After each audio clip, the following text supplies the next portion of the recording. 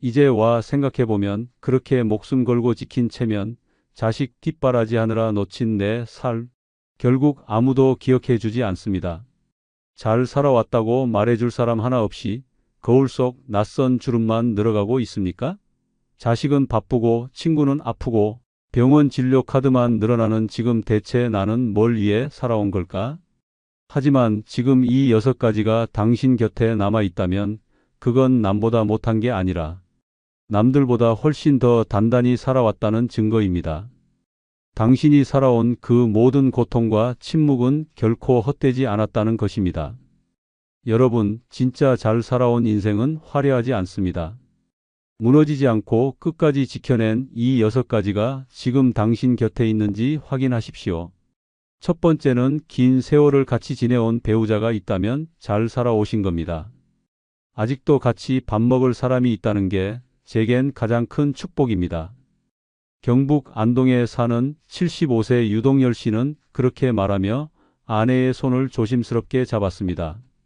두 사람은 23살에 결혼해 52년째 함께 살고 있습니다. 젊은 시절에는 싸우기도 많이 싸웠고 자식 문제로 밤새워 눈물 흘린 날도 수없이 많았습니다. 유 씨는 막노동판에서 허리 휘도록 일했고 아내는 집집마다 청소일을 다녔습니다. 어느 날 유 씨가 어깨에 부상을 당해 반년 넘게 일을 못했을 때 아내는 밤새 고추장을 담가 시장에서 팔았습니다. 당신 몸은 내가 지킬 테니까 당신은 살아만 있어요. 그 한마디가 유 씨 인생의 전부였습니다. 시간이 흘러 자식들은 모두 출가했고 외로움이 스며드는 나이에 두 사람은 여전히 아침마다 같은 상에 앉습니다. 티격태격하면서도 아내는 유 씨의 당뇨약을 먼저 챙기고 유 씨는 아내가 좋아하는 두유를 꼭 냉장고에 넣어둡니다. TV를 보며 웃고 날씨 얘기를 나누고 밤마다 서로의 이불을 확인하는 일상이 반복됩니다. 누군가는 지루하다고 말하겠지만 유 씨는 말합니다. 이렇게 매일을 같은 사람과 산다는 건 기적입니다. 그리고 이 기적은 고통과 인내 없이는 절대 오지 않습니다. 70세 이후에도 긴 세월을 같이 지내온 배우자가 곁에 있다면 당신은 분명 잘 살아오신 것입니다. 이 세상에서 가장 긴 계약이 바로 결혼입니다.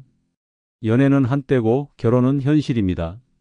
사랑 하나로 시작된 인연이 세월 앞에서 망가지지 않으려면 수많은 갈등을 견뎌야 합니다.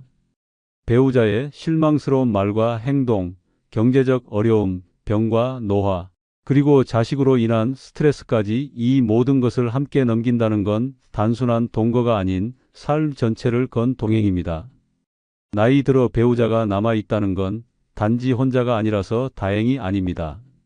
그 사람은 당신의 세월을 증언해주는 유일한 사람입니다. 기억을 나누고 과거를 공유하며 말하지 않아도 통하는 단 한 사람. 어떤 재산도 명예도 이 가치를 대신하지 못합니다. 오직 함께한 시간만이 만들어낸 인생의 증인입니다. 많은 부부들이 시간이 흐를수록 대화가 줄고 서로에게 무관심해집니다. 하지만 그 속에도 작은 배려와 존중을 놓지 않는 부부는 살아남습니다. 한쪽이 병들었을 때 돌보는 마음, 밤새 코 고는 소리를 참는 인내, 아침에 맞는 눈인사. 이런 사소한 것들이 수십 년을 견디게 합니다. 살다 보면 이런 생각이 듭니다. 내가 잘 살아온 걸까? 무언가 남긴 게 있나? 만약 당신 옆에 여전히 함께 웃고 밥을 먹고 눈을 마주치는 배우자가 있다면 그 대답은 이미 나와 있습니다. 그 사람은 당신이 지나온 삶의 모든 시간을 견뎌준 증거이고 지금까지 잘 살아온 당신의 가장 위대한 결과입니다. 배우자가 곁에 있는 것은 우연도 당연함도 아닙니다. 그건 수십 년 동안 당신이 감정의 끝을 견디고 인생의 바닥을 함께 밟고 다시 올라온 시간의 총합입니다. 그렇다면 당신은 정말 잘 살아오신 것입니다. 두 번째는 작을지라도 내 명의의 집 한 칸 있다면 잘 살아오신 겁니다. 비 올 때 창문 닫을 수 있는 집이 있다는 게 이렇게 큰 축복일 줄 몰랐습니다. 서울 도봉구에 사는 72세 박영순 씨는 15평 남짓한 빌라에 혼자 살고 있습니다. 거창하지 않지만 햇볕이 잘 드는 창과 깨끗하게 정리된 작은 부엌, 전등 스위치가 반짝이는 따뜻한 공간입니다. 그는 매일 아침 눈을 뜰 때마다 스스로에게 말합니다. 여기가 내 집이구나. 오늘도 잘 버텼다. 젊은 시절 박 씨는 남편의 사업 실패로 집을 잃고 아이 셋을 안고 친척집을 전전했습니다. 그때부터 시작된 삶은 참혹했습니다. 낮엔 식당 일, 밤엔 새벽 청소, 주말엔 좌판 장사까지. 피곤해서 서서 졸기도 했고 아이들 등록금과 월세를 맞추려 물도 끓여가며 밥을 지었습니다. 그렇게 평생을 남의 집에 얹혀 살며 언제 나가야 하나 걱정하며 지내다 64세에 처음으로 자기 이름이 적힌 등기부등본을 손에 쥐었습니다. 정부 지원으로 마련한 임대 보증금에 모아둔 1,000만 원을 더해 어렵게 구한 작은 빌라 한 칸. 이사 오는 날 박 씨는 한참을 문 앞에 앉아 울었습니다. 낡았지만 단단하고 조용한 그 집은 처음으로 마음 편히 짐을 풀 수 있는 나만의 세계였습니다. 이제는 아무도 나가라 하지 않는다는 단순한 사실이 온몸을 울렸습니다. 누구에게도 눈치 보지 않고 누구도 침범하지 않는 그 공간. 그 집은 그의 인생 마지막 자존심이자 노년의 안식처였습니다. 70세 이후에도 내 이름으로 된 작지만 단단한 집 한 칸이 있다면 당신은 분명 잘 살아오신 것입니다. 집은 단순한 주소가 아닙니다. 그것은 내가 살아온 날들의 증거이고 외롭지 않기 위한 마지막 보루입니다. 누군가에게는 자산이지만 누군가에게는 존엄 그 자체입니다. 집이 없다는 건 밤이 두려운 삶이고 집이 있다는 건 하루가 든든한 삶입니다. 특히 노년에는 집이 단지 잠자는 곳이 아닙니다. 그 집은 아픈 몸을 눕힐 수 있는 침대가 있고 병원에서 받은 약봉지를 펼 수 있는 식탁이 있고 조용히 삶을 되돌아볼 수 있는 창이 있는 삶의 요새입니다. 남의 집살이는 늘 조심스러워야 합니다. 자식 집에 얹혀 살면 눈치가 앞서고 대화는 줄어듭니다. 손주의 울음소리에도 미안함이 앞서고 명절이 끝나면 스스로 짐을 쌉니다. 하지만 내 집에 산다면 나는 내 삶을 지키는 사람입니다. 아무도 눈치 줄 필요 없고 아무에게도 허락받을 필요 없습니다. 작지만 내 집 한 칸이 있다는 건 누가 뭐래도 내 인생을 스스로 지켜냈다는 증거입니다. 그 안에 내가 만든 시간이 있고 내가 이겨낸 세월이 있고 내가 살아있다는 흔적이 있습니다. 그 집이 있기에 오늘도 불안하지 않고 내일도 외롭지 않습니다. 이제 남은 인생에서 정말 필요한 건 대단한 집이 아닙니다. 내가 숨 쉴 수 있는 나만의 자리. 그 자리가 있다면 당신은 분명 잘 살아오신 것입니다. 작지만 내 집 한 칸, 그 한 칸이 당신의 외로움을 막아주는 단 하나의 성벽이 됩니다. 세 번째는 아직 건강한 두 다리가 있다면 잘 살아오신 겁니다. 다리 하나 접질렸는데 인생이 무너졌습니다. 수원에 사는 76세 김명희 씨는 평생을 굽은 허리로 시장에서 일하며 살아왔습니다. 자식 둘 다 출가시키고 남편은 일찍 세상을 떠났습니다. 혼자서도 잘 살 줄 알았습니다. 그런데 3년 전 비 오는 날 고무신을 신고 마트 가던 길 미끄러져 넘어졌습니다. 처음엔 단순한 염좌인 줄 알았습니다. 하지만 고관절 골절이었고 수술 후 몇 달을 침대에 누워 지내야 했습니다. 그 기간 동안 아무도 돌봐줄 사람이 없었습니다. 아들이 퇴근하고 들르면 10분 안에 자리를 떴고 딸은 엄마 요양병원 알아보자는 말만 했습니다. 김 씨는 그렇게 누워있는 동안 철저하게 혼자라는 현실을 마주하게 되었습니다. 자존심보다 고통이 더 컸고 고통보다 외로움이 더 컸습니다. 병실 창밖을 보며 그는 매일 똑같은 생각을 했습니다. 두 다리로 걸을 수만 있다면 이 지옥에서 나갈 수 있을 텐데. 결국 몇 달의 재활 끝에 김 씨는 천천히 다시 걷기 시작했습니다. 계단을 오르는 건 여전히 힘들었지만 집 앞 슈퍼까지 걷는 것만으로도 그는 살아있다는 실감을 느꼈습니다. 두 발로 걸어서 나가고 돌아올 수 있는 것. 그게 노인의 자존심이라는 걸 이제야 알았습니다. 70세 이후에도 스스로 걸을 수 있는 두 다리가 있다면 당신은 분명 잘 살아오신 것입니다. 건강은 신용처럼 있을 땐 그 가치를 모릅니다. 하지만 단 하루만 다리를 쓰지 못하면 인간은 삶의 대부분을 잃습니다. 걷지 못하면 병원에 의존해야 하고 외출이 힘들면 인간관계도 끊깁니다. 아무리 돈이 많고 자식이 곁에 있어도 두 다리가 불편하면 그 순간부터 삶은 갇힌 방이 됩니다. 건강한 다리는 자유입니다. 의자에만 앉아 있다 보면 세상은 점점 멀어지고 인간은 몸뿐 아니라 마음까지 마비됩니다. 심장은 뛰어도 다리가 멈추면 삶이 멈춥니다. 노년의 외로움이 깊어지는 이유는 단순한 고독이 아니라 몸을 움직이지 못하는 데서 오는 단절감 때문입니다. 건강한 두 다리는 단지 움직임의 도구가 아닙니다. 그건 누군가의 도움 없이 내 삶을 내가 지키는 능력이고 외출을 통해 세상과 소통하는 유일한 길입니다. 시장까지 걸어갈 수 있다면 나의 존재는 여전히 지역사회에 연결되어 있습니다. 공원 산책을 할 수 있다면 내 삶엔 아직 햇살과 공기가 흐르고 있습니다. 누군가는 두 다리로 걷는 걸 당연하게 생각합니다. 하지만 당연한 것은 언제든 사라질 수 있는 것입니다.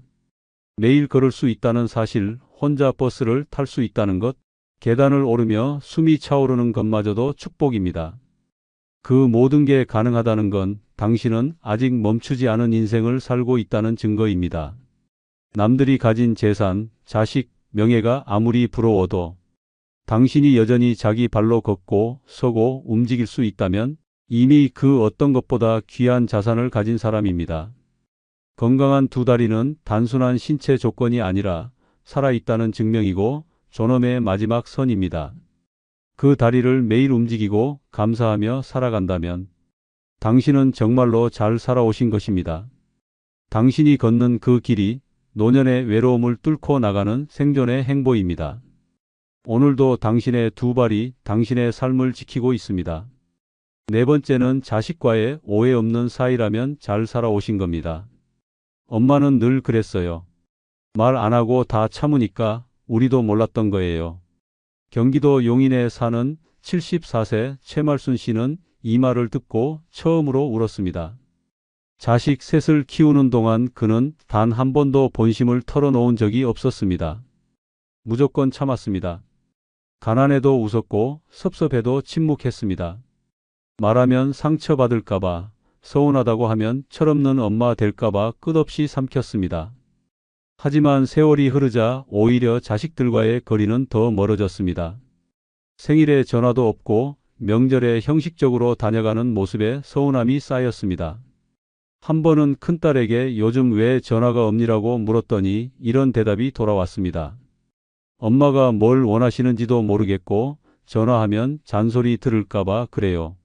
그날 밤 최 씨는 자식들과 마음의 거리가 몇십 년은 된 것 같다고 느꼈습니다. 내내 잘해줬다고 생각했는데 오히려 벽이 되어 있었던 겁니다. 그 후 그는 마음을 고쳐 먹었습니다. 감정을 말하기로 했습니다. 엄마는 내가 와줬을 때 기뻤어. 이번에 전화 안 와서 사실 서운했다. 이렇게 조심스레 시작된 대화는 놀랍게도 자식들의 마음을 열었습니다. 자식들도 말했습니다. 엄마, 우리도 엄마 마음을 몰랐어. 서운하셨구나. 그때 최 씨는 처음으로 깨달았습니다. 진심은 말하지 않으면 절대 전해지지 않는다는 걸. 70세 이후에도 자식과의 사이에 오해가 없다면 당신은 정말 잘 살아오신 것입니다. 가장 깊은 외로움은 내 자식이지만 내 마음을 모른다는 감정에서 시작됩니다. 많은 부모가 입을 다물며 자신을 희생하지만 그 침묵은 사랑이 아니라 거리감의 씨앗이 됩니다. 말하지 않으면 자식은 절대 알 수 없습니다. 서운함을 말하지 않으면 괜찮은 줄 알고, 보고 싶은 걸 말하지 않으면 혼자 있고 싶은 줄 알고, 힘든 걸 말하지 않으면 강한 사람인 줄 압니다. 그리고 그렇게 만들어진 오해는 노년의 고독이라는 이름으로 되돌아옵니다. 우리 엄마는 늘 무뚝뚝했어. 아버지는 마음을 알 수 없는 분이었지. 자식 입에서 이런 말이 나올 때 그 부모는 사실 누구보다 뜨겁게 사랑했던 사람입니다. 하지만 그 사랑을 표현하지 않은 죄가 평생을 오해 속에 묻히게 만듭니다. 자식과의 오해 없는 사이는 하루아침에 만들어지지 않습니다. 정직하게 말하고 자주 표현하고 때론 약한 모습을 보여줘야 가능합니다. 보고 싶다, 서운했다, 고맙다. 이 세 마디를 제때 말하지 않으면 그 어떤 효도도 선물도 당신 마음을 채워주지 못합니다. 나이 들수록 더 조심스러워지고 더 말을 아끼게 됩니다. 그러나 그 조심이 오히려 벽이 되기도 합니다. 내 자식이지만 표현하지 않으면 타인보다 더 먼 사이가 됩니다.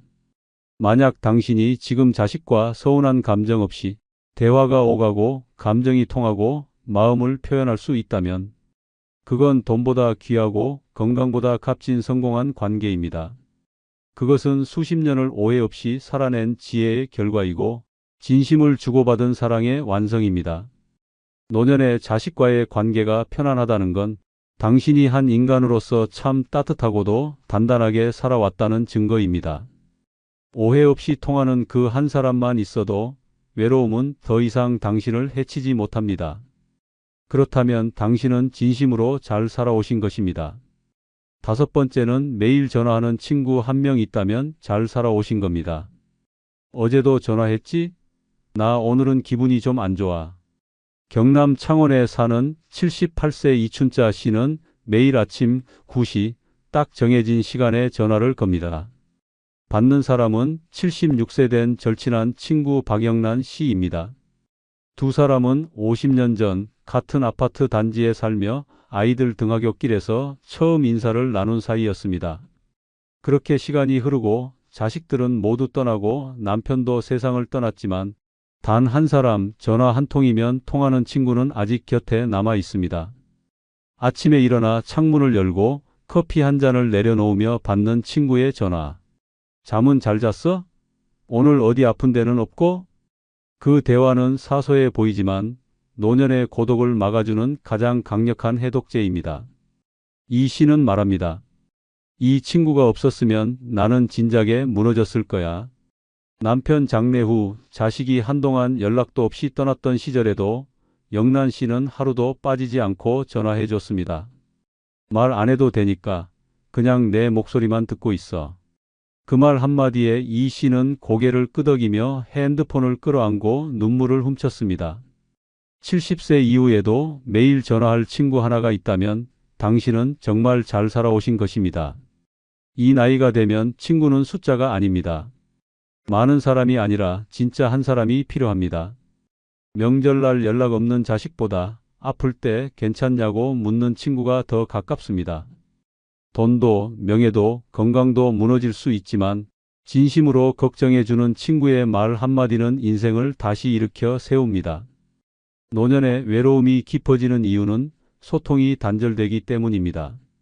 눈이 침침해 문자도 보기 어렵고 귀가 어두워 TV도 시끄럽게 들려오는 어느 날 사람은 세상과 단절되었다고 느낍니다. 하지만 그때 전화 한 통 걸 수 있는 친구가 있다면 그 고립은 무너지게 됩니다. 그 친구는 내 젊은 시절을 알고 있고 내 인생의 슬픔과 기쁨을 함께 견뎠으며 무너진 마음을 굳이 설명하지 않아도 알아주는 단 한 사람입니다. 어릴 적 친구, 직장 동료, 이웃이었을 수도 있지만 그 모든 시간을 지나 노년까지 남아있는 친구는 하늘이 내린 관계입니다. 사람은 누구나 떠납니다. 자식은 바빠서 멀어지고 가족도 각자의 삶에 집중합니다. 하지만 하루에 단 몇 분이라도 목소리를 나눌 친구가 있다면 그 사람은 당신의 하루를 지탱해주는 정신적 지주입니다. 대화가 아니라 생존입니다. 웃음이 아니라 위로의 뿌리입니다. 그 친구 없으면 내 하루는 시작도 안 돼. 이 말이 나온다면 그건 단순한 감정이 아닙니다. 그건 오랜 시간 쌓아온 인생의 성과입니다. 모두가 떠난 이 시기에 여전히 서로를 챙기는 친구 하나가 남아 있다는 것, 그건 돈으로 살 수도 명예로 만들 수도 없는 진짜 성공입니다. 70세 이후에 매일 전화할 친구 하나가 있다면 당신은 외롭지 않은 사람입니다. 그리고 무엇보다 당신은 진심으로 잘 살아오신 사람입니다. 여섯 번째는 마음속에 원망 없이 잠들 수 있다면 잘 살아오신 겁니다. 잠들기 전엔 꼭 하늘을 봅니다. 오늘 하루 누구도 미워하지 않았다는 걸 확인하려고요. 인천에 사는 77세 문창희 씨는 매일 밤 창문을 열고 별을 바라봅니다. 젊은 시절 그는 세상에 대한 분노로 가득 찼던 사람이었습니다. 동생 대신 공장에 들어갔고 결혼 후에도 남편의 폭언과 가난 속에서 숨죽여 살았습니다. 자식 셋을 위해 자신의 꿈도 접었습니다. 그렇게 40년을 참고 살아냈는데 돌아온 건 자식들의 무관심과 남편의 무책임한 죽음뿐이었습니다. 문 씨는 오랫동안 속으로 끓었습니다. 내가 왜 이렇게 살았을까? 그 사람들은 나를 사람으로 봤을까? 밤마다 이불을 뒤집어 쓰고 이를 갈았고 마음속에는 한 맺힌 이름들이 떠올랐습니다. 그러던 어느 날 문 씨는 병원에서 고혈압성 뇌출혈 초기 진단을 받았습니다. 의사는 말했습니다. 스트레스를 줄이지 않으면 다음은 치명적일 수 있습니다. 그날 밤 문 씨는 스스로에게 물었습니다. 이렇게까지 원망하면서 살아야 하나? 그리고 그날부터 하루에 하나씩 마음속 원망을 지워보기로 결심했습니다. 남편의 이름을 먼저 내려놓았습니다. 그의 무책임함을 용서한 건 아니지만 이제 그에게 마음을 줄 이유가 없다고 스스로에게 말했습니다. 다음은 자식들이었습니다. 그들이 내 삶을 보상해주지 않더라도 내 인생은 내가 선택한 시간의 결과라는 걸 받아들였습니다. 몇 달이 지나고 문 씨는 매일 밤 잠자리에 들기 전에 되뇌었습니다. 오늘도 아무도 미워하지 않았다. 그리고 그날 처음 오롯이 편안한 잠을 잤습니다. 온몸을 감싸던 긴장과 원망이 사라지니 어깨가 가벼워지고 눈물이 줄었습니다. 문 씨는 말합니다. 지금 나는 처음으로 내가 나를 지켜주는 삶을 살고 있습니다. 70세 이후에도 마음속에 원망 없이 잠들 수 있다면 당신은 분명 잘 살아오신 것입니다. 많은 이들이 늙어서도 누군가를 미워합니다. 가족, 배우자, 자식, 형제, 친구, 사회, 심지어는 자기 자신까지. 그 마음속 미움이 몸을 병들게 하고 정신을 갉아먹습니다. 잠이 오지 않고 가슴이 답답하고 말끝마다 누군가에 대한 원망이 담깁니다. 그러나 그 미움은 상대를 다치게 하지 않습니다. 오직 당신만 무너뜨릴 뿐입니다. 누군가를 탓하고 후회하고 지나간 인연을 저주하는 삶은 자신을 수십 년간 가두는 감정의 독방입니다. 그 방 안에서는 절대 평온을 얻을 수 없습니다. 오직 용서와 수용만이 그 문을 열 수 있습니다. 하지만 이 용서는 결코 상대를 위한 것이 아닙니다. 살아남은 내가 나답게 숨쉬기 위한 최후의 선택입니다. 마음속에 원망이 없는 사람은 모든 것을 내려놓은 사람이 아닙니다. 오히려 모든 걸 충분히 겪었기에 더는 끌어안지 않기로 용감히 선택한 사람입니다. 오늘 하루도 미움 없이 눈을 감을 수 있다면 당신은 세상 누구보다 단단하고 위대한 인생을 살아낸 사람입니다. 이 나이에 편안히 잠든다는 것은 단순한 생리현상이 아닙니다. 그건 인생 전체가 평화롭게 정리되었다는 신호입니다. 세상이 나를 몰라줘도 괜찮습니다. 자식이 모른 척해도 친구가 멀어져도 상관없습니다. 오늘 하루 나는 아무도 미워하지 않고 오직 나만을 위해 눈을 감는다면 당신은 누구보다 잘 살아오신 것입니다. 진짜 부자는 돈이 많은 사람이 아니라 마음속에 원망 없이 잠들 수 있는 사람입니다. 마지막으로 한 번 더 말씀드립니다. 진짜 잘 살아온 인생은 화려하지 않습니다. 늘 행복하시기 바랍니다. 평생을 믿음으로 살아왔습니까? 그러나 노년엔 그 믿음이 칼이 되어 돌아옵니다. 가장 가까운 사람에게서 배신당하고 도와준 사람에게 외면당하며 전 재산을 내어줬더니 남은 건 병원 침대와 고독뿐이었습니다. 사람을 너무 믿은 결과 인생의 마지막은 눈물로 덮였습니다. 오늘은 노년에 사람을 너무 믿지 말아야 하는 5가지 이유에 대해 알아보겠습니다. 영상 시작에 앞서 구독, 좋아요 부탁드리며 영상이 끝난 후 여러분들의 경험담과 생각을 댓글에 적어주시어 서로 소통하시길 부탁드립니다.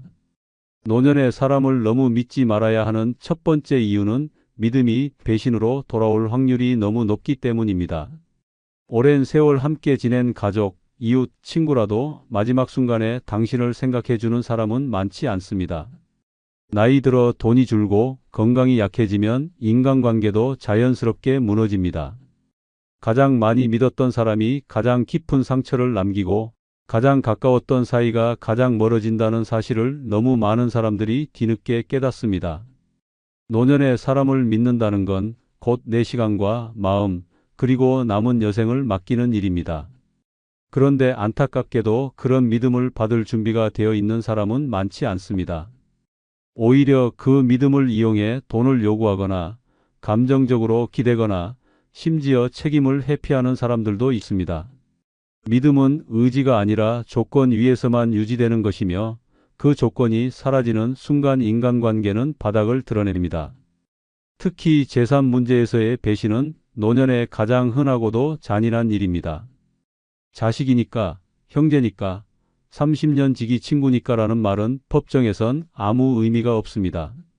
도장을 찍는 순간 신뢰는 종이 한 장으로 무너지고 그 뒤엔 뒤늦은 후회만이 남습니다. 감정은 눈물로 끝나고 재산은 남의 손에 넘어갑니다. 문제는 이미 돌이킬 수 없다는 데 있습니다. 정도 기대도 지나치면 독이 됩니다. 이 사람만은 아니겠지라는 착각은 인생의 마지막 장을 처절하게 망가뜨릴 수 있습니다.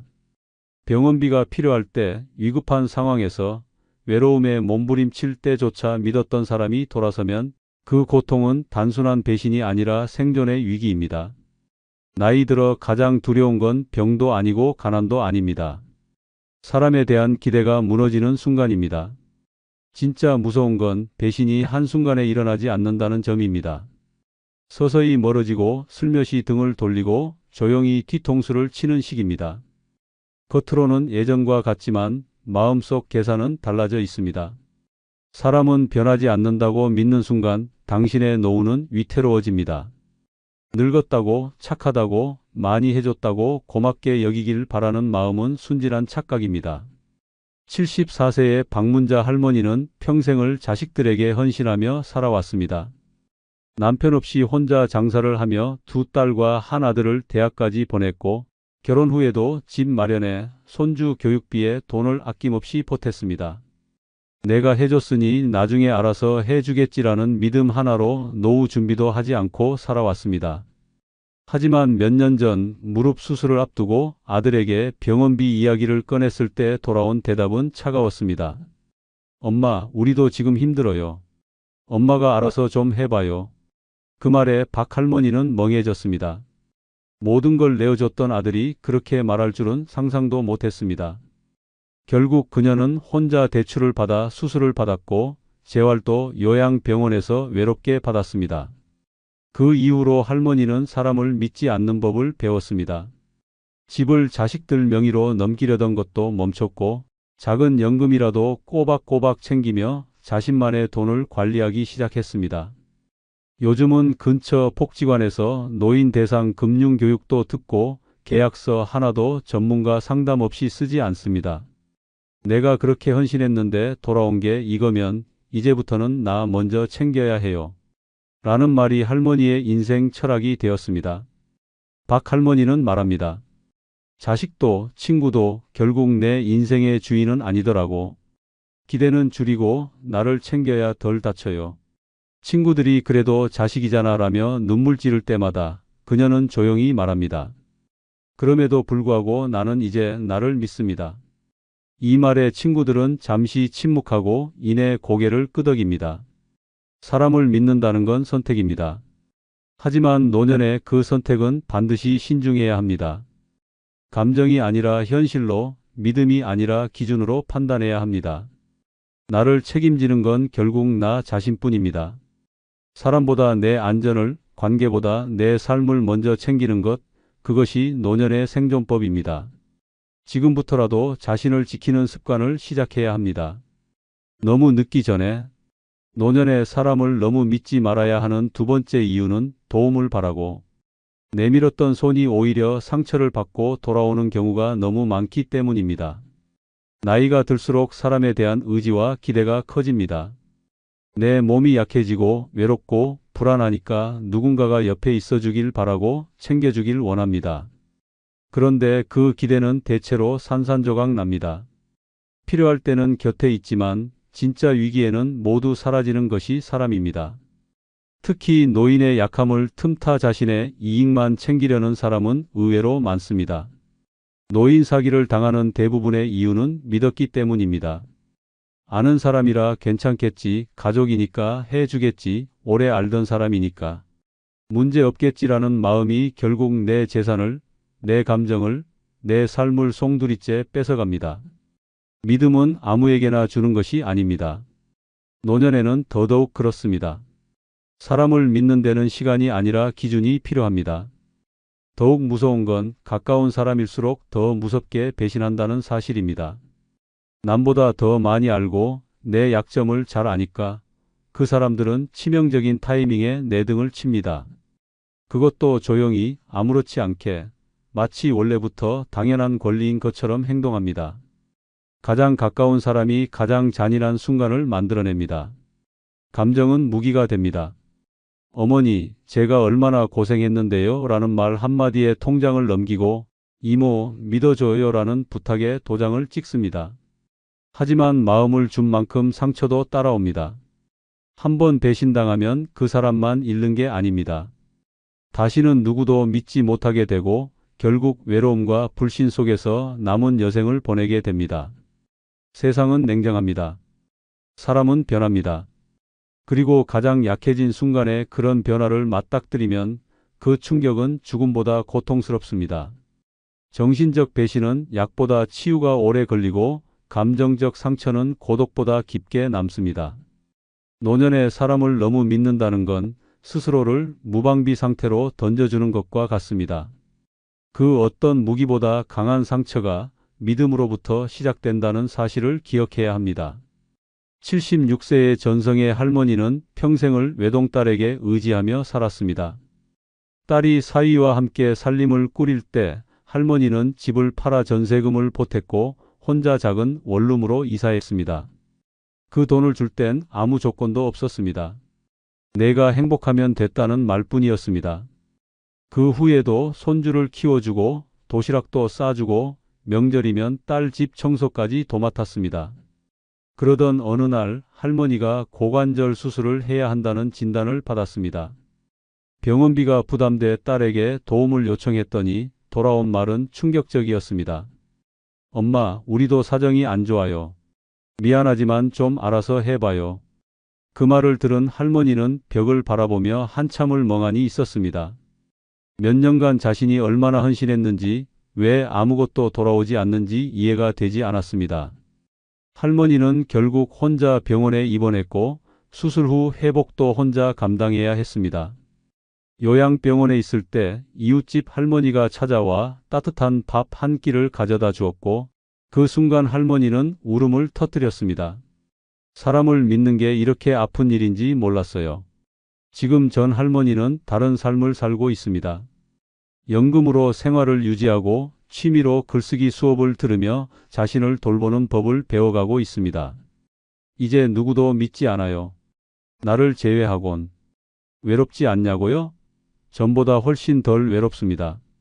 왜냐하면 이제는 실망할 일이 없거든요. 노년에 사람을 너무 믿는다는 건 자신의 삶을 남의 손에 맡기는 일입니다. 그 손이 따뜻할 수도 있지만 차갑고 날카로울 수도 있다는 사실을 잊지 말아야 합니다. 믿기 전에 점검하고 기대하기 전에 준비해야 합니다. 노년의 삶은 누구에게도 의지하지 않을 때 가장 단단해집니다. 지금부터라도 사람보다 나를 먼저 믿는 연습을 해야 합니다. 그것이 상처 없는 노후의 첫걸음입니다. 노년에 사람을 너무 믿지 말아야 하는 세 번째 이유는 외로움을 달래기 위해 시작한 관계가 평생을 망가뜨릴 수 있기 때문입니다. 나이가 들면 친구도 줄고 가족과의 대화도 적어지며 어느새 혼자 있는 시간이 익숙해집니다. 그 외로움은 사람을 무너뜨리는 가장 강력한 감정입니다. 그 틈을 파고드는 사람이 있습니다. 처음엔 따뜻하게 다가옵니다. 외롭지 않으세요? 같이 식사해요. 말동무 해드릴 거. 이 말들이 함정이 되어 당신의 노후 전체를 무너뜨릴 수 있습니다. 노인 대상 보이스피싱, 사기, 재산 편취 사건은 모두 이 외로움에서 시작됩니다. 상대는 당신의 감정을 읽고 마음을 흔들고 신뢰를 쌓으며 어느 순간 당신의 통장을 손에 넣습니다. 가짜 친구, 가짜 연인, 가짜 보호자가 진짜 가족보다 더 가까이 다가오지만 결국 남는 건 후회뿐입니다. 처음엔 따뜻했고 나중엔 차가웠습니다. 믿었기 때문에 모든 걸 내줬고 믿었기 때문에 모든 걸 잃었습니다. 혼자 있는 게 싫다고 아무에게나 마음을 주는 순간 당신은 약점이 됩니다. 그들은 당신이 혼자란 걸 알고 접근하며 정, 의리, 사랑이라는 감정에 탈을 쓰고 돈을 요구하고 서류에 도장을 요구하고 집까지 넘겨받습니다. 충격적인 건 이런 일이 단순한 뉴스가 아니라 현실이라는 점입니다. 매달 수백 건의 사례가 접수되며 피해자 대부분은 외로워서 믿었어요 라고 말합니다. 노년의 외로움은 이해받고 싶다는 갈망으로 번지고 결국 누군가의 다정한 말 한마디에 모든 이성을 내려놓게 됩니다. 이 사람은 다르겠지라는 희망은 결국 이 사람도 그랬구나라는 절망으로 바뀝니다. 사람은 외롭다고 아무에게나 마음을 주는 존재가 아닙니다. 외롭기에 더 조심해야 하고 외롭기에 더 철저하게 지켜야 합니다. 믿음은 사랑이 아닙니다. 조건 없이 주는 것도 아닙니다. 특히 노년의 감정으로 판단한 믿음은 최악의 실수입니다. 감정이 개입된 순간 냉정한 판단은 사라지고 그 자리에 무조건적인 신뢰만 남습니다. 그러다 결정적인 순간 등 뒤에 칼을 맞습니다.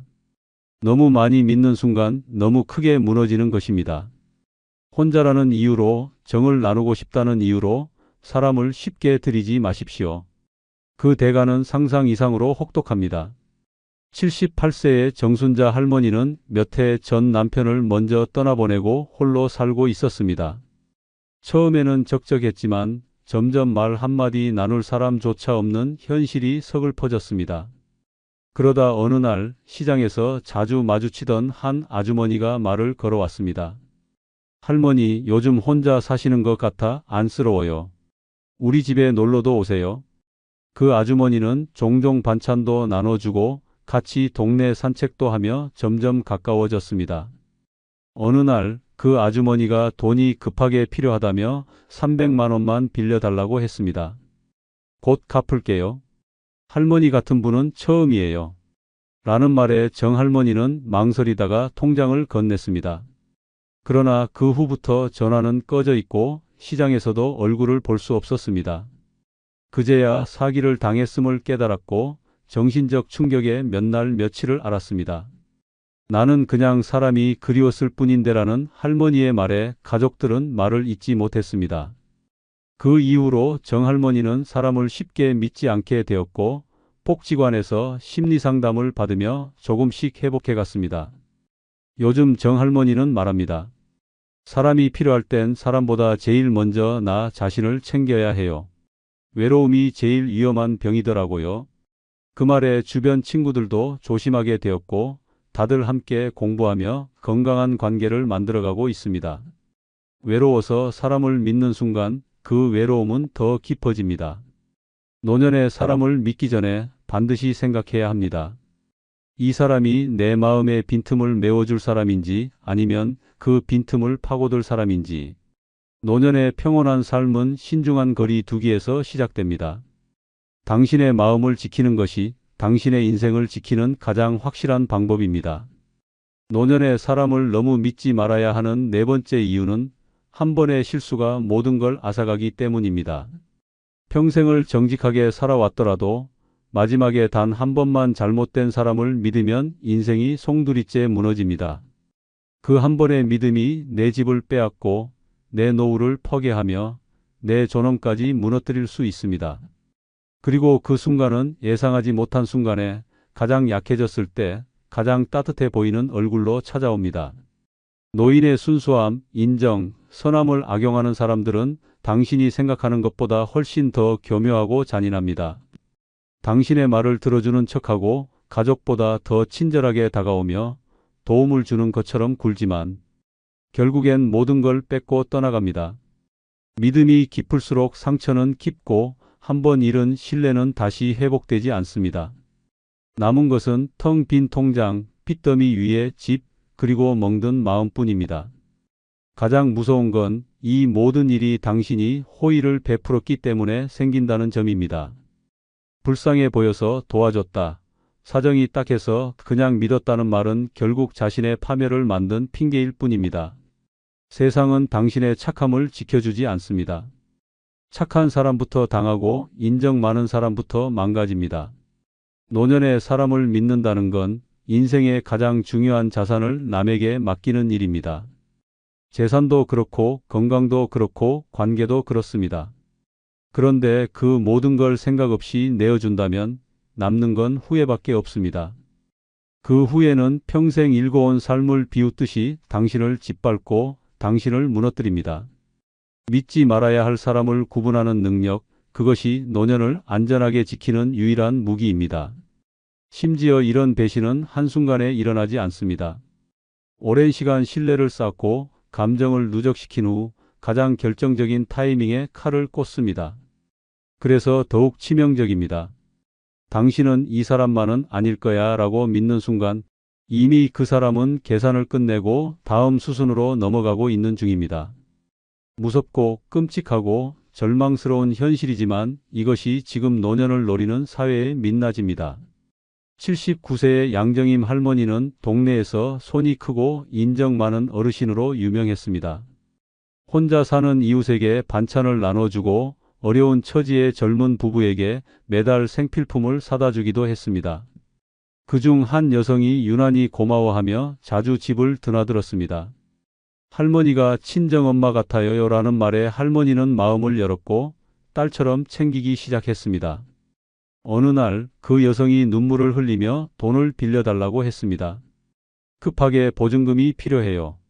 꼭 갚을게요. 할머니가 아니면 믿을 사람이 없어요.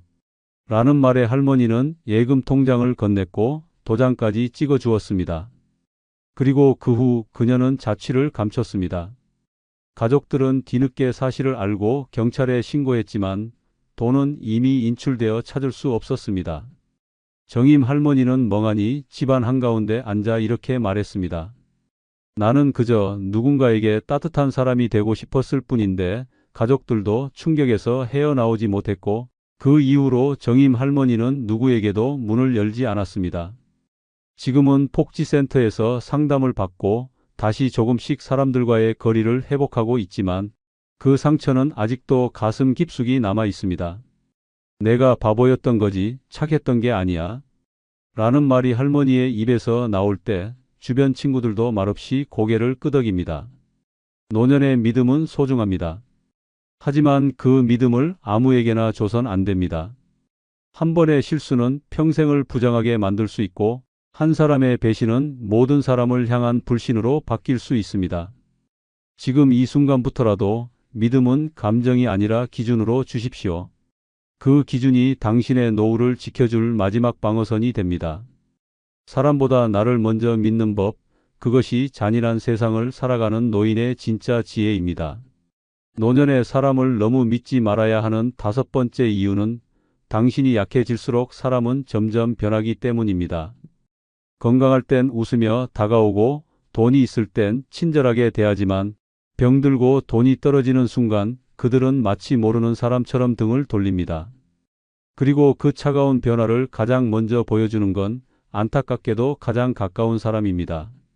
자식이든 형제든 평생을 함께한 친구든 그들은 당신이 쓸모 있다고 느낄 때만 곁에 머무릅니다. 노인의 신체가 약해지고 판단력이 흐려질수록 사람은 감정이 아닌 계산으로 움직입니다. 지금 돌봐주면 어떤 도움이 될까?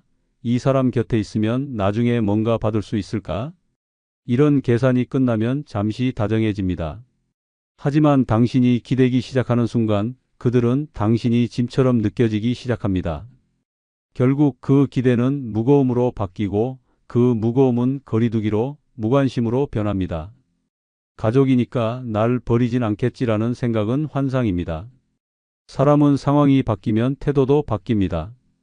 당연하다고 생각했던 보살핌은 갑자기 부담으로 취급되고 언제까지 돌봐야 하냐는 말이 들려오는 날, 당신은 비로소 현실을 알게 됩니다. 그런데 문제는 그때는 이미 늦었다는 점입니다. 그제야 후회하고 눈물 흘려도 돌아서는 사람은 되돌릴 수 없습니다. 믿음은 당신이 강할 때 지켜야 합니다. 아플 때 사람을 바라보면 상처밖에 남지 않습니다. 노년의 모든 걸 사람에게 맡기는 순간 당신은 선택당하는 존재가 됩니다.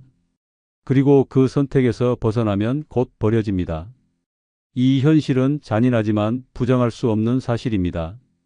삶의 끝자락에서 홀로 남겨진 노인들이 가장 많이 하는 말은 그렇게 믿었는데 결국 남는 건 나 혼자였다는 절규입니다. 사람은 믿음의 대상이 아니라 관계의 대상입니다. 믿음은 관계가 깊어질수록 생기는 것이지 나이 들었다는 이유로, 가족이라는 이유로 그냥 생기는 게 아닙니다. 특히 노년에는 사람을 적당히 믿고 나를 확실히 지키는 것이 진짜 지혜입니다.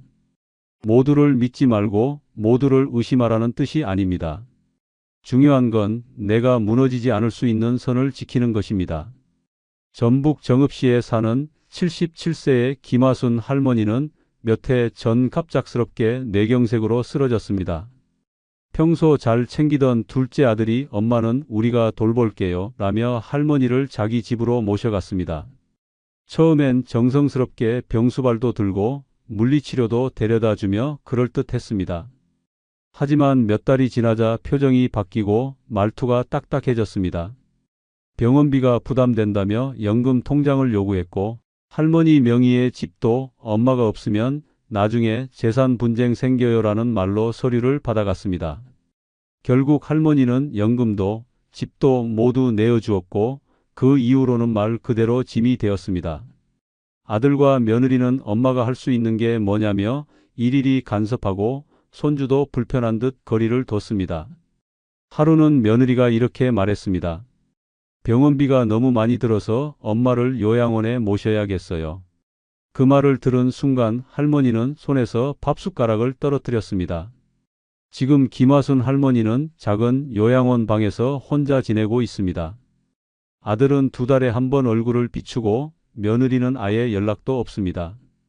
할머니는 담담하게 말합니다. 내가 건강할 땐 그토록 고마워하더니 아프니까 사람도 달라지더라. 내가 너무 믿었던 거야. 요즘 할머니는 손녀에게 말합니다. 사람은 믿는 게 아니더라. 나를 믿는 게 제일이야. 이 말을 들은 손녀는 고개를 끄덕이며 할머니 말 명심할게요 라고 대답합니다. 인생 마지막에 남는 건 돈도 아니고 사람도 아니라는 말, 오직 나를 지킨 선택만이 남는다는 말은 결코 허언이 아닙니다. 노년에 사람을 믿는 건 때로는 독이 됩니다. 당신이 약해졌을 때 모든 관계의 본질이 드러납니다. 그리고 그 순간 진짜 중요한 건 사람보다 나를 보호할 수 있는 힘입니다. 지금부터라도 그 힘을 준비해야 합니다. 그래야 마지막에 홀로 무너지지 않습니다. 이런 노인은 오래 기억되지 않습니다. 그 첫 번째는 자식의 삶을 통제하며 살아왔던 노인입니다. 자식이 몇 살이든 결혼을 했든 애가 있든 상관없습니다. 내 자식이니까 내가 아는 게 맞다는 생각으로 시작된 조언은 어느 순간 명령이 되었고 걱정이라는 말은 사실상 간섭이었습니다. 자식이 원하는 직업을 선택해도 배우자를 만나도 아이를 키워도 그건 아니야. 내가 해봐서 아는데라는 말로 일관하며 그들의 삶을 지배해 왔습니다. 자식이 성인이 된 순간부터 그들은 하나의 독립된 인격체입니다. 그러나 그 사실을 끝끝내 인정하지 않는 부모가 있습니다. 전화 한 통, 방문 한 번, 대화 한 줄에서도 본인의 틀 안에서만 자식을 바라보며 내가 해준 게 얼만데라는 미련을 놓지 못합니다. 애정을 가장한 통제는 결국 자식에게 족쇄가 되고 그 결과는 정서적인 거리감과 피로로 이어집니다. 통제하는 부모는 결국 외면당합니다. 처음엔 거절하지 못해 참고 따르던 자식도 시간이 지나면 연락을 끊고 거리를 두고 심지어 마음의 문을 닫아버립니다. 그때서야 내가 뭘 잘못했는지 모르겠다는 말이 입에 맴돌지만 이미 자식의 마음엔 상처가 깊게 새겨졌습니다. 기억 속의 부모는 따뜻한 존재가 아닌 불편하고 숨막히는 존재가 되어버립니다. 통제의 무서운 점은 겉으로는 사랑처럼 보인다는 것입니다. 하지만 그 속엔 늘 불신이 자리 잡고 있습니다.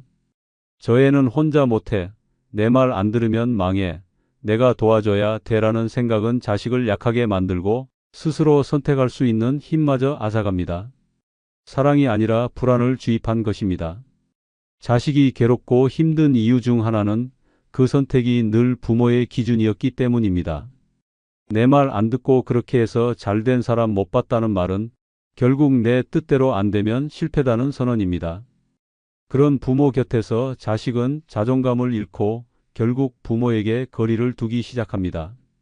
심지어 부모가 병들고 힘들어도 마음을 쓰지 않게 됩니다.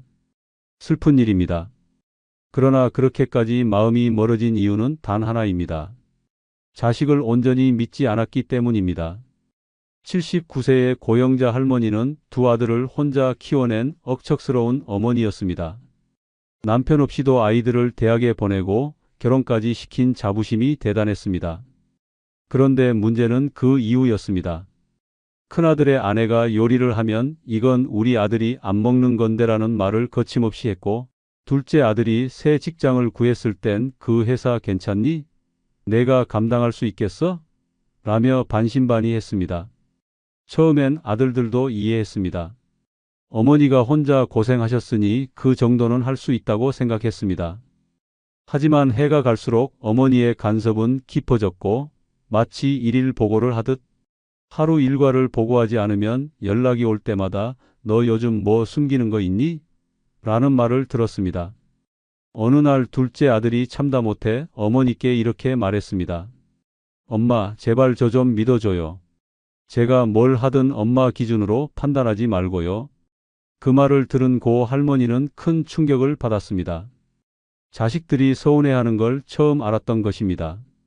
이후로 연락은 뜸해졌고 명절에도 다른 일정이 생겼다며 찾아오지 않기 시작했습니다. 그제야 할머니는 깨달았습니다. 자식을 사랑했지만 그 사랑이 자식을 옥죄고 있었던 것을 말입니다. 지금 고 할머니는 손주 사진을 벽에 붙여두고 매일 바라보며 말합니다. 이젠 내가 나설 차례는 지난 것 같아. 이제는 내가 그리운 사람이 되고 싶어. 늦게나마 스스로를 돌아보고 변화를 선택한 그녀는 조금씩 자식과의 관계를 회복하고 있습니다. 두 번째는 조언을 가장한 비난을 하는 노인입니다. 내가 해봐서 아는 대로 시작해. 그러니까 너는 안 되는 거야로 끝나는 말투는 조언이 아닙니다. 그것은 비난이고 상처입니다. 겉으로는 도와주고 싶은 척하지만 속마음엔 우월감과 통제욕이 숨어 있는 말들이 사람을 멍들게 만듭니다. 듣는 사람은 도움을 받는 것이 아니라 자신이 무가치한 존재처럼 느껴지게 됩니다. 그건 내 수준에 맞지 않아. 나는 내 나이 때 다 해냈다. 그런 생각하니까 내가 실패하는 거다. 이런 말들은 조언이 아니라 감정 없는 독설입니다. 말하는 사람은 단지 나는 맞고 너는 틀렸다는 것을 강조하고 싶을 뿐입니다. 진짜 조언은 따뜻함이 있습니다. 듣는 사람의 입장에서 생각해주고 그 사람의 감정을 헤아리며 전해지는 말이어야 합니다. 그러나 조언이라는 이름으로 자꾸 사람을 평가하고 깎아내리는 노인은 결국 사람들의 마음에서 멀어지게 됩니다. 이런 노인 곁에서는 누구도 솔직한 얘기를 하지 않습니다. 괜히 무슨 말이라도 꺼냈다간 또 한 소리 듣기 때문입니다. 결국 관계는 단절되고 만남은 피곤해지고 말은 줄어들고 연락은 끊깁니다. 한때는 가까웠던 자식도 친구도 이웃도 이런 노인을 점점 멀리하게 됩니다. 아무리 좋은 사람이더라도 비난을 조언처럼 말하는 사람과는 오래 함께하고 싶지 않은 것이 인간의 본능입니다. 문제는 이런 노인은 본인이 그렇게 말하고 있다는 사실조차 인식하지 못하는 경우가 많다는 점입니다. 그들은 늘 나는 좋은 뜻으로 하는 말이야 라고 말합니다. 그러나 상대방이 상처받았다고 하면 요즘 애들은 왜 이렇게 유약해라며 오히려 탓합니다. 그 순간부터 그 노인은 대화할 수 없는 사람, 마음을 터놓을 수 없는 사람, 함께 있기 피곤한 사람으로 낙인 찍히게 됩니다. 누군가가 내게 고민을 털어놓았다는 건 이미 그 사람은 믿고 있다는 뜻입니다. 그런데 그 순간의 위로보다 비난을 건네면 그 신뢰는 단 한 번에 무너집니다. 그리고 그 사람은 다시는 그 노인에게 아무런 이야기를 꺼내지 않게 됩니다. 결국 노인은 점점 더 외로워지고 요즘 애들은 정이 없다며 세상을 탓하게 됩니다. 하지만 세상이 변한 것이 아니라 본인의 말이 상처였다는 것을 모르는 것이 문제입니다. 73세의 정인호 어르신은 동네에서 말 잘하기로 소문난 사람이었습니다. 누가 무슨 일을 하든 무슨 계획을 말하든 늘 한마디씩 꼭 얹었습니다. 자식이 창업을 한다고 하면 그건 망하기 딱 좋은 아이템이야. 손녀가 대학 진학을 고민하면 그런 과 나와서 뭐 먹고 살래? 라는 식의 말들이 이어졌습니다. 정 어르신은 자신이 늘 조언을 해준다고 생각했습니다. 그런데 어느 날부터 자식들의 연락이 끊기고 손주는 전화를 받아도 내만 반복하다 끊기 일쑤였습니다. 속상한 마음에 큰딸에게 전화를 걸어 이유를 물었을 때 딸이 단호하게 말했습니다. 아버지, 우리한테 말 좀 그만하세요. 무슨 얘기를 해도 결국엔 아버지 기준으로 틀렸다 하고 기죽이고 비난만 하잖아요. 저희는 그게 너무 힘들어요. 그 말을 들은 정 어르신은 처음엔 분노했습니다. 내가 너희 위해 해준 말인데? 그러나 시간이 지나면서 조용히 자신의 말들을 돌아보게 되었습니다. 그리고 진심으로 사과하기로 마음먹었습니다. 며칠 뒤 정 어르신은 손녀에게 이렇게 말했습니다.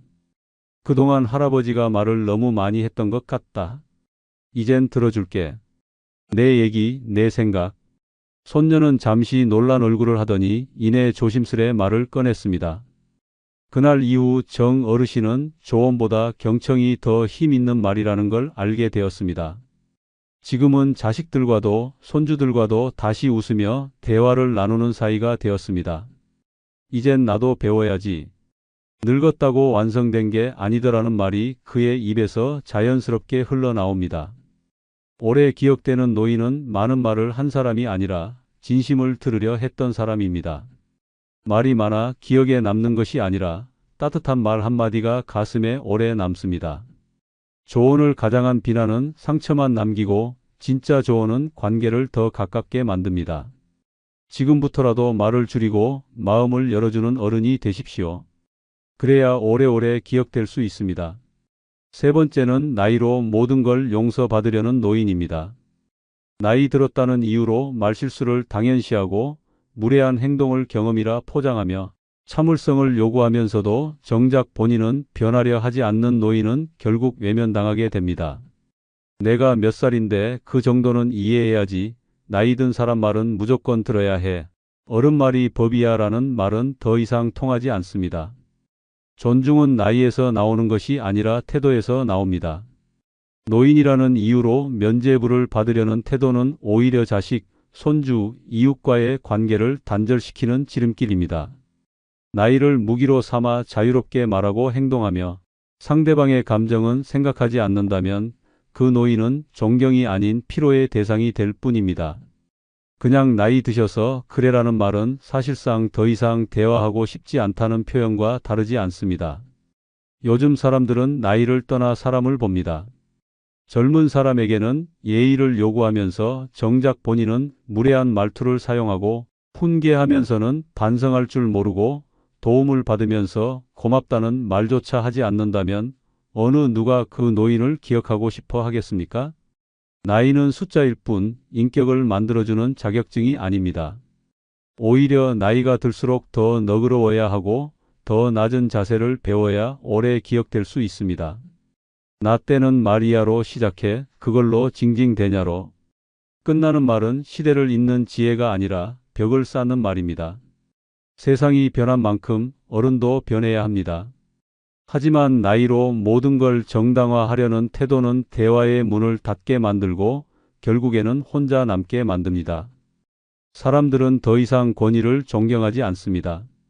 진심을 존경합니다.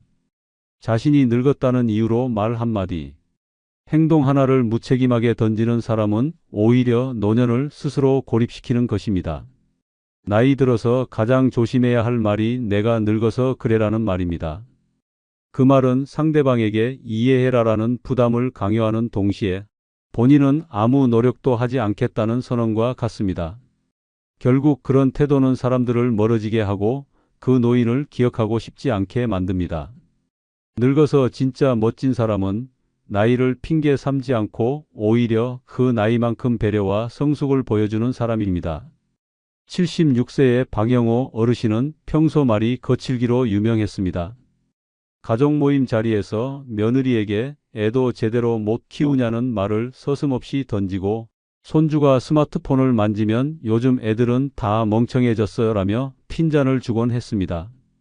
처음엔 가족들이 참고 웃으며 넘겼습니다. 하지만 점점 갈수록 그 말은 더 날카로워졌고 분위기는 매번 싸늘해졌습니다. 어느 날 큰손주가 생일 파티에 초대한 뒤로 박 어르신에게만 따로 인사를 하지 않자 아들이 조심스럽게 이유를 말했습니다. 아버지, 아이가 아버지랑 얘기하면 기분이 상한대요. 아버지는 그냥 하신 말이지만 애는 마음에 담아두더라고요.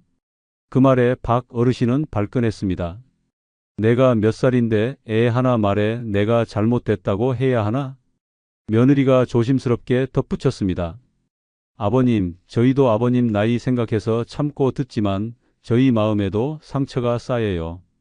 나이로 다 이해해야 한다는 건 조금 힘들어요. 그날 이후 가족 모임은 점점 줄어들었고 박 어르신은 점점 외로움을 느끼기 시작했습니다. 그러던 중 동네 도서관에서 노년 대화법 강좌를 듣게 된 박 어르신은 처음엔 웃어넘겼지만 수업 중 나이 들어도 반성하지 않는 사람은 존경받을 수 없습니다 라는 강사의 말에 크게 충격을 받았습니다. 그날 이후 박 어르신은 자신의 말투와 태도를 바꾸기 시작했습니다. 먼저 며느리에게 손편지를 쓰고 손주에게 사과의 말을 건넸습니다. 할아버지가 너무 거칠었지? 미안하다. 너랑 다시 친해지고 싶다. 이후 가족 모임이 다시 시작되었고 박 어르신은 말할 때마다 조심하고 듣는 쪽에 집중하기 시작했습니다. 손주는 다시 할아버지 옆에 앉기 시작했고 며느리는 요즘 아버님 많이 부드러워지셨어요 라며 웃었습니다. 나이로 용서받으려는 삶은 외면받지만 나이에도 불구하고 배려하려는 마음은 존경받습니다. 네 번째는 마음을 열지 않는 노인입니다. 아무리 주변에 사람들이 있어도 마음의 문을 굳게 닫은 채 살아가는 노인은 결국 외롭고 기억되지 않는 존재로 남습니다. 자신만의 방식만 고집하고 새로운 사람과의 관계를 단절한 채 이 나이에 머리라는 말을 입에 달고 사는 노인은 점점 세상에서 멀어집니다. 다가오려는 손길에도 벽을 세우고 따뜻한 말에도 차가운 반응만 보이는 그 태도는 결국 사람을 떠나가게 만듭니다. 마음을 열지 않는 노인은 늘 혼자입니다. 말벗이 생길 기회가 와도 나는 그런 거 필요 없어라고 잘라 말하고 누가 밥 한번 먹자 해도 나 그런데 안 다녀라며 스스로 고립을 선택합니다. 처음엔 주변에서 몇 번 손을 내밀지만 반복되는 거절에 결국 누구도 연락하지 않게 됩니다. 그렇게 외톨이가 된 노인은 세상이 차갑다며 한탄하지만 사실 세상보다 더 차가웠던 건 바로 자기 자신이었습니다. 노년은 혼자 견디는 시기가 아닙니다. 서로 기대고 나누고 웃으며 사는 시기입니다. 그런데 마음을 닫은 채로 살아가는 노인은 그 모든 따뜻함을 스스로 차단하고 맙니다. 가족의 사랑도 친구의 정도, 이웃의 온기도 다 불편하다며 밀어내고 스스로 벽을 높게 쌓아 올립니다. 하지만 정작 가장 아픈 건 그 벽 안에서 외롭게 앉아있는 자기 자신입니다. 마음을 열면 사람과의 거리가 가까워지고 삶은 훨씬 풍요로워집니다. 하지만 마음을 닫으면 사람들은 조용히 떠나갑니다. 손주는 할머니에게 고민을 나누지 않고 친구들은 안부 전화 한 통조차 꺼려합니다. 그러면서도 이런 노인들은 말합니다. 요즘 사람들은 정이 없어. 그러나 정이 없는 건 세상이 아니라 단단히 닫힌 그 마음입니다. 변화를 두려워하고 상처받을까 겁내고 다시는 누구에게도 실망하고 싶지 않다는 마음이 오히려 진짜 고립을 만들어냅니다. 말이 없어지고 관계가 줄어들고 결국엔 아무도 기억하지 않는 존재가 됩니다. 마음을 열지 않는 노인은 죽고 나서도 불편했던 사람으로만 기억됩니다. 누구의 기억에도 따뜻한 미소 하나 남기지 못한 채 말수가 적고 성격이 까칠했다는 말만이 입에 오릅니다. 그렇게 외로움 속에 기억에서조차 지워져 갑니다.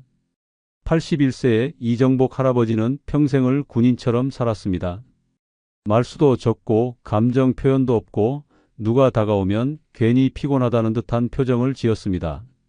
동네 경로당에서 어르신들이 함께 모여 점심을 먹자고 해도 난 집밥만 먹으라며 정색했고, 이웃이 고구마를 가져다 주면 이런 건 다음부턴 사양하오라며 돌려보냈습니다. 심지어 아들도 손주 데리고 찾아오면 괜히 애 힘들게 하지 말고 얼른 가라고 말했습니다. 처음엔 사람들도 이해하려 했습니다. 무뚝뚝한 성격이라 생각하고 기다려줬습니다. 하지만 해가 갈수록 이 할아버지 곁에는 아무도 남지 않았습니다. 어느 날 이웃 어르신 한 분이 갑작스레 쓰러져 모두가 병문안을 가던 날, 이 할아버지만 조용히 집에 남아 있었습니다. 그 모습을 본 손주가 아버지에게 속삭였습니다. 할아버지는 왜 친구가 없어요? 그 말이 할아버지 귀에 들어갔습니다. 처음엔 아무렇지 않은 척했지만 그날 밤 거울을 보며 처음으로 생각했습니다. 나는 왜 이렇게까지 혼자일까? 그리고 조용히 일기장에 처음으로 글을 썼습니다. 오늘 손주가 나에게 친구가 없단다.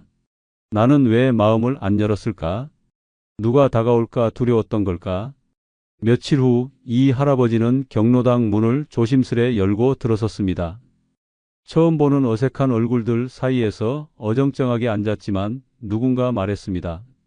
이정복 어르신 여기 오셨네요. 고맙습니다. 그 말에 할아버지는 작게 고개를 끄덕였습니다. 그날 이후 그는 매주 월요일마다 경로당에 나가 식사도 하고 가끔은 손주 사진을 꺼내 보이며 웃는 연습도 했습니다. 마음을 연다는 건 큰 용기를 필요로 합니다. 하지만 그 용기 한 번이 누군가의 기억 속에 따뜻한 존재로 남게 해줍니다. 오래 기억되는 노인은 다정했던 사람이었습니다. 웃음을 아끼지 않았고 말없이 다가와 손을 내밀 줄 알았던 사람이었습니다. 다섯 번째는 말보다 표정이 무서운 노인입니다. 입으로는 아무 말도 하지 않아도 그 찡그린 이마와 깔아보는 눈빛, 굳어버린 입꼬리 하나만으로도 주변 사람들은 숨이 턱 막힙니다. 무표정이 아니라 냉소고 조용함이 아니라 무언의 압박입니다. 말보다 더 강력한 감정의 칼날이 표정에 담겨 있습니다. 그리고 그 표정 하나로 가족도 친구도 손주도 가까이 다가오기를 꺼려하게 됩니다. 말이 많아 피곤한 사람이 있는 반면 아무 말도 없이 분위기를 얼어붙게 만드는 노인은 더 무섭습니다. 뭔가 잘못한 것도 없는데 죄 지은 사람처럼 움츠러들게 만드는 눈빛, 말 한마디 없이 불편함을 전염시키는 찌푸린 얼굴은 사람의 마음을 차갑게 얼려버립니다. 특히 그 표정이 반복되면 사람들은 그 노인을 더 이상 감정이 있는 존재로 보지 않고 하나의 장벽으로 느끼기 시작합니다. 노인의 표정은 말보다 더 오래 기억에 남습니다. 한 번 심드렁한 얼굴을 본 손주는 다시는 장난을 치지 않고 어색하게 미소를 지었던 며느리는 두 번 다시 다가오지 않습니다. 아무 일도 없었는데 가족이 하나둘 집을 나가고 이웃이 멀어지고 모임에서도 뒷자리에 조용히 앉아 있는 사람으로만 남게 됩니다. 그러나 진짜 문제는 정작 본인은 그 이유를 모른다는 것입니다. 내가 뭘 했다고 그러냐, 가만히 있기만 했는데 왜 나한테 거리감을 느끼냐는 말은 정답에서 한참 벗어난 생각입니다. 표정도 말입니다. 감정의 언어이고 분위기를 만드는 힘입니다. 무뚝뚝함이 인품이라고 착각하는 노인은 결국 아무도 곁에 남지 않는 고립된 삶을 맞이하게 됩니다. 아무 감정 없는 얼굴로 사람을 내치는 말 없는 차가움을 가진 노인은 누구도 따뜻하게 기억하지 않습니다. 사람들은 자신에게 따뜻한 미소를 주는 사람을 기억합니다.